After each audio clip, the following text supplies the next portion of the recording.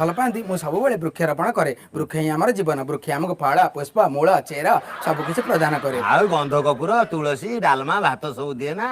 ଫଳ ମୂଳ ଚେର ଏଇ ସବୁ ବାଜ୍ୟ କଥା ଗୁଡା ଶିଖିଛୁ। ତୁ କାଇଁ ତାଙ୍କୁ କହୁଛୁ? ସେ କଣ ଜାଣିଛନ୍ତି? ବୋଉ ତୁ ଆମର ପାଠ ସାଠ ମୋ ବୋଉ ପଢିଛୁ ମତେ ସବୁ ଥରେ ଜାଣିଛୁ। ଶିଖେଇଥିଲା ଗାଈର ରଚନା କହିବେ ନା। ଗାଈର ରଚନା ସେଇଟାକୁ ତ 10 ଥର କହିছে ନା ଆଉ ଥରେ କହ।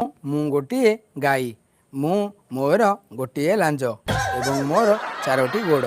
ମୁଁ ପ୍ରତିଦିନ ଥୋପ ଥୋପ କରି ଗୋବର କାଢ଼େ। ଆଉ କ୍ଷୀର 2 ଲିଟର ଦିଏ। ବାପା ମୁଁ କଣ କ୍ଷୀର ଦିଏ ଗାଈ ଦିଏ ନା। ତୁ କହୁଛୁ ମୁଁ ଗୋଟେ ଗାଈ। ଆଉ ମୁଁ କଣ କହିଥିଲି ବୋଉ କହିଥିଲା ସେଇ ଯୋଉ ଗାଈ। ଜାବଡା ଦେବି ଗାଲ ପଚେଇଦେବି। ଇଏ ଦିଟା କୋଉଠୁ ଆଣିଛୁ ଆଗେ ମତେ କହ। ଅସଲ କଥା ମୁଁ ଧରିଛି। ଏଇଟା କୋଉଠୁ ତୋତେ ଏଭଳିଆ ଜିନିଷ ଦେଲା କି? ହାଣ୍ଡି ଭିତରକୁ ଡେଇଁ ପଡ଼ି। ହାଣ୍ଡି ଭିତରକୁ ଡେଇଁବ। ତୁ ମରିବୁ ନା କଣ? କରୋନା ସମୟ ମୁଁ ତାକୁ ବାର କହିଲି ମୁହଁରେ ଗୋଟେ ମାସ୍କ ପିନ୍ଧିକି ଯିବୁ। 5,000 ଟଙ୍କା ଫାଇନ୍ ହେଇଗଲାଣି। ଏଇ ସାଇଡ୍ କୋଉଠି ତାକୁ ପୋଲିସ ଧରିବ।